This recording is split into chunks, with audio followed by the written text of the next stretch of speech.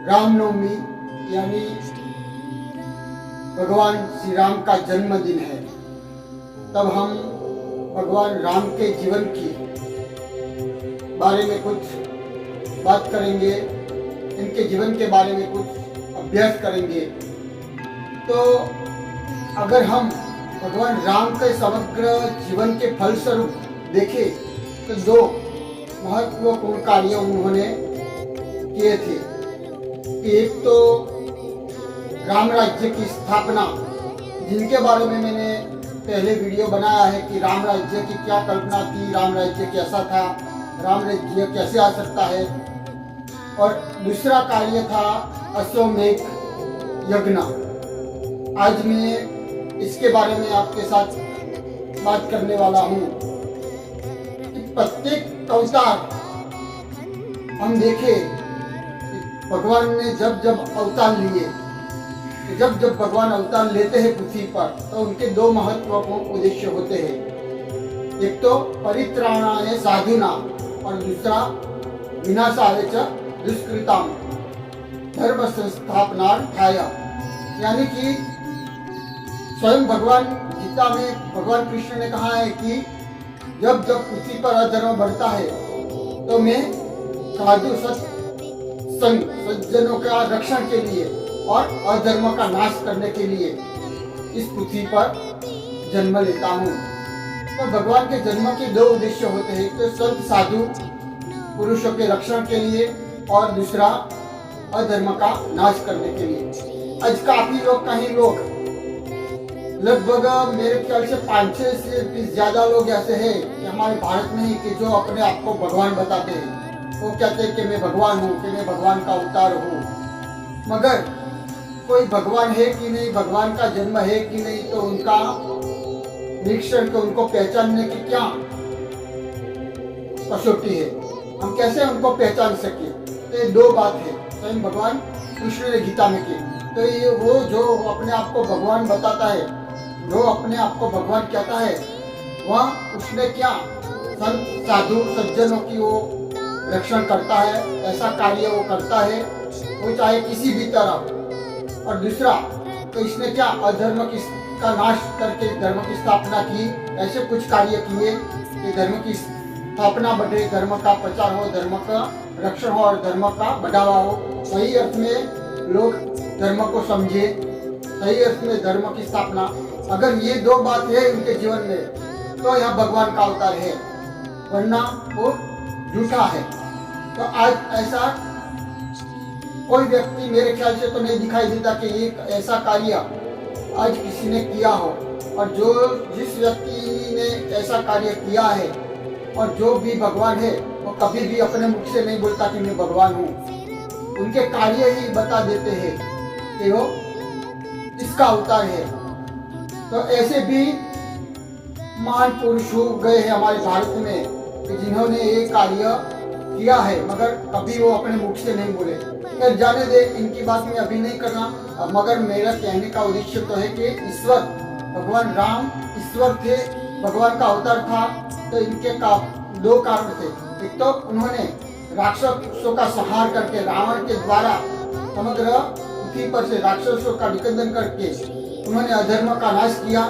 और दूसरे धर्म की स्थापना के लिए उन्होंने दो कार्य किए, एक तो राम राज्य की स्थापना और दूसरा अश्वमेध महायज्ञ। अब अश्वमेध यज्ञ के बारे में काफी लोगों को गलत फहमी है कि अश्वमेध यज्ञ यानी कि राम साम्राज्यवादी थे, राम अपने साम्राज्य का विस्तार करने चाहते थे, राम साम्राज्य के लालची थे, इसलिए उन्होंने अश्वमेध यज्ञ किया और अपना राज्य का बढ़ावा किया। मगर यह बात झूठी है, सही नहीं। अगर आप देखें तो भगवान राम का समग्र जीवन देखें तो उनके जीवन में काल में उनके चरणों में 3 राज्य आए। एक तो खुद अपनी जन्मभूमि अयोध्या का राज्य उनको मिलने वाला था। दूसरा किष्किंधा का राज्य जो बाली को मारा और उन्होंने सुग्रीव को बाली के पुत्र को दे दिया।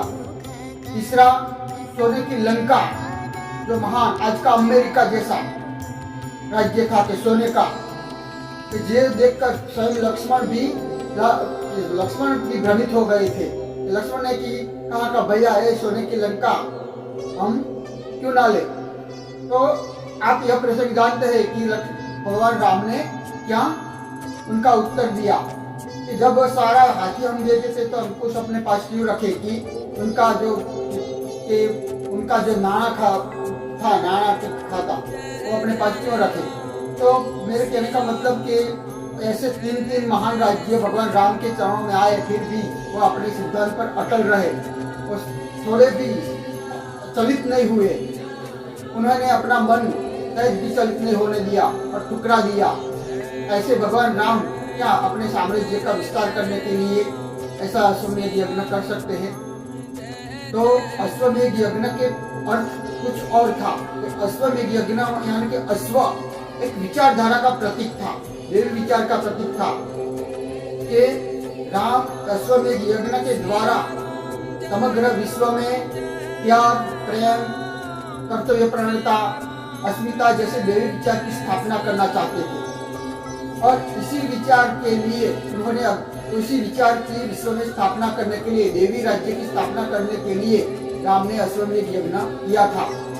इस अश्व एक विचार का प्रतीक था कि अश्वमेध यज्ञ में अश्व को छुटा रखा जाता था। जिस राज्य में वो अश्व जाता, इस राज्य में राजा उसका आदर सत्कार करता था, यानी कि राम के विचार को मान्य करते थे और इसी विचार के द्वारा अपने राज्य में राज्य चलाना था। और जिस राजा को ये विचार मान्य नहीं था, जो राजा को ये विचार मान्य नहीं था, वो लोग अश्व को रोकते थे और फिर उनको राम के साथ युद्ध करना पड़ता था।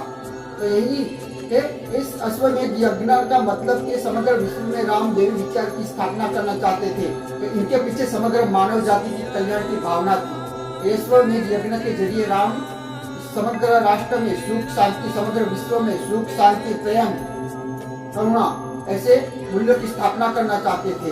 इसी भावना इसके पीछे थी कि आज मगर के इस विचार के अनुसार, अश्वमेध यज्ञ के अनुसार कि जो राजा इस विचारधारा को मान्य करता था वो इस अपना राज्य तो कर सकता था, अपना राज्य तो रख सकता था, मगर वह भगवान राम के प्रतिनिधि के रूप में उनको राज्य करना था और तो इस विचारधारा को अपने राज्य में स्थापित करना था। राम के विचारधारा फैलाने में सहयोग करना था। उसको फिर लश्कर रखने की भी जरूरत नहीं थी, क्योंकि फिर इस राज्य का रक्षण करने के लिए जिम्मेदारी फिर अयोध्या की थी। तो एक तरह से एक खंडिया राजा के प्रतिनिधि, राम के प्रतिनिधि के रूप में उसको राज्य करना था और इसी देव विचार के धारा को अनुकूल अपने राज्य करना था और अपने राज्य में इसी देवी विचारधारा को स्थापित करना था। यही इस अश्वमेध यज्ञ के पीछे की भावना थी। तो हम देखिए तो आज काफी हम सरकार में टैक्स देते हैं, आज पेट्रोल डीजल इनके काफी भाव हमें लगते हैं। तो इनका कारण ज्यादा सरकार के टैक्स है और आज हम जो टैक्स देते हैं, टैक्स से ज्यादा अधिकतर हमारे पैसे शस्त्र सरंजाम रखने में बर्बाद हो जाते हैं।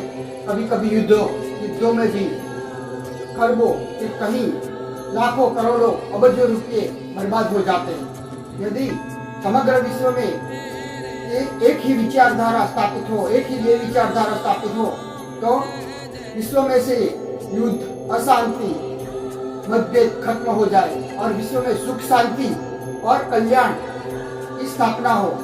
कि हम इतिहास देखें तो भूतकाल के देखें तो दो विचारधारा के बीच संघर्ष चला रहता है। एक देवी विचारधारा और दूसरी आसुर विचारधारा। आसुर विचारधारा में मैं अपना ही सुख देखूं, मेरे सुख के लिए दूसरे राज्य को मैं पराजित करूं, दूसरे राज्य को मैं लूटूं, दूसरे को खंडिया बनाऊं। देवी विचारधारा में सबके कल्याण की भावना। तो यही कि विश्व में दो विचारधारा में से देवी आसुर विचारधारा को खत्म करके एक समग्र विश्व में देवी विचारधारा स्थापित हो, तो विश्व में सुख शांति की स्थापना हो। और आज युद्ध के पीछे जो खरबों रुपये बर्बाद होते हैं, वो पैसे प्रजा कल्याण के कार्य में रख सकते हैं और विश्व में प्रजा का कल्याण होता है, समग्र मानव जाति का कल्याण हो सकता है और सुख शांति और प्रेम की स्थापना हो सकती है। मगर ये बहुत आज के समय तो बहुत असंभव लगता है। हम देखिए तो हमारे विश्व में दो महाविश्व युद्ध हुए अगली शताब्दी में। ये सन 1914 में प्रथम विश्व युद्ध हुआ और इस विश्व युद्ध में इतना भयंकर स्वरूप हमने देखा कि इतनी विविधता देखी, इतना नुकसान देखा। कहीं विश्व में कहीं राष्ट्र पायमाल हुए, मानव को कहीं यातनाएं झेलनी पड़ी। तो इस यातना, इस सब संहार से बड़े बड़े लोगों को चिंतित कर दिया, बड़े बड़े लोगों को विचारने के लिए मजबूर होना पड़ा, प्रेरित कर दिया। और फिर ऐसा विश्व युद्ध ना हो, फिर मानव जाति की ऐसे संहार ना देखना पड़े, इसलिए क्या किया जाए। और इसी विचारधारा में से राष्ट्र संघ की स्थापना हुई, राष्ट्र संघ में स्थापना की। मगर हम देखें कि फिर भी बहुत ही थोड़े समय में दूसरा विश्व युद्ध आया। सन 1939 में दूसरा विश्व युद्ध समग्र विश्व में हमें देखना पड़ा। और दूसरे विश्व युद्ध में भी कहीं नरसंहार हुए, कहीं संपत्ति, कहीं अबजों खरबों रुपये का पायमाल हुए, कई राष्ट्रों पायमाल हो गए और कहीं राष्ट्र के सारे पायमाल हो गए और कहीं वर्षों तक इनकी असर हमें भुगतनी पड़ी। फिर जो विचारवान लोग थे उन्होंने फिर से सोचा कि अभी भी क्या किया जाए और फिर संयुक्त राष्ट्र संघ की स्थापना की। मगर आज की तारीख में भी हम देखते हैं कि फिर भी आज विश्व में सुख शांति की स्थापना नहीं हुई। आज भी कहीं युद्ध होते हैं, कहीं कि आज हम ताजा ही हम रशिया, यूक्रेन और ईरान आदि देशों के बीच हम युद्ध देखते हैं। आज भी कहीं के विश्व में अशांति, अराजकता फैली हुई है। आज के कहीं राष्ट्रों के मिजाज राष्ट्र विश्व तीसरे विश्व युद्ध के पर खड़ा है। तो क्यों आज संयुक्त राष्ट्र संघ की स्थापना करने पर भी विश्व में सुख शांति क्यों नहीं स्थाप सके? तो इनकी कारण जो महासत्ताएं हैं, संयुक्त राष्ट्र में जो महासत्ताएं हैं प्रतिनिधित्व करती है 5, उनकी मंशा अच्छी नहीं है। तो जो संयुक्त राष्ट्र संघ में जो महासत्ता है वही खुद साम्राज्यवादी विचारधारा लेके बैठे हैं। अमेरिका आज विश्व का दादा बन के बैठा है, वो खुद साम्राज्यवादी नीति अपनाता है और दूसरे देशों को लड़वाता है। तो मेरे कहने का मतलब कि आज हम अश्वमेध यज्ञ के बारे में राम की साम्राज्यवादी नीति क्या बताते हैं कि अश्वमेध यज्ञ के बारे में हम क्या करते हैं, यज्ञ यानी कि स्वाहा स्वाहा, यज्ञ यानी कि लोगों को करोड़ों रुपए का खर्च करना और स्वाहा करना और ब्राह्मण को खिलाना, इतना ही नहीं। अश्वमेध के पीछे बहुत बड़ी विचारधारा थी, विश्व में सुख शांति स्थापित करने की। तो इसीलिए हमारा भारत जगत गुरु कहलाता था कि समग्र विश्व का प्रतिनिधि भारत करता था। और यह विचारधारा राम की नहीं थी, ऋषि मुनियों की थी। राम राज्य, राम के जो राजा थे, जो भी रघुकुल में जो राजा थे, ऋषि मुनियों के विचारधारा के मुताबिक राज्य करते थे। और इस विचारधारा के पीछे ऋषि मुनियों का संकेत था कि ऐसा तुम महायज्ञ करो और इसमें सुख शांति। राम तो केवल उनके वाहक थे और राम राज्य एक मॉडल था, एक समग्र विश्व में ऐसा राज्य बनाना था राम राज्य, नहीं इसके पीछे की भावना थी। मगर आज हम कथाएं सुनते हैं, ग्रंथ पढ़ते हैं, मगर सही अर्थ में उनका हमें अर्थ कोई समझाने वाला नहीं है, सही अर्थ में हम समझते नहीं और फिर हम अपना अभिप्राय देते कि राम साम्राज्यवादी थे, कि राम ऐसे थे। मगर राम एक देवी विचार के प्रतिनिधि थे। उन्होंने विश्व में उनके जीवन में 2 महत्वपूर्ण कार्य हुए इस तरह, एक तो राम राज्य की स्थापना और अश्वमेध यज्ञ के द्वारा समग्र विश्व में देवी विचार की स्थापना करने का उन्होंने प्रयास किया था। तो आज रामनवमी के अवसर पर ऐसे महान अवतार भगवान श्री राम के चरणों में कोटि कोटि वंदन और इनके जीवन को हम सही अर्थ में समझे, उनके जीवन में से जो त्याग, कर्तव्यपरायणता, प्रेम जैसे गुण हमारे जीवन में आए, इसी प्रार्थना के साथ, इसी भगवान राम से प्रार्थना के साथ हम शक्ति मांगे। और इसी के साथ आप सबको मेरा जय श्री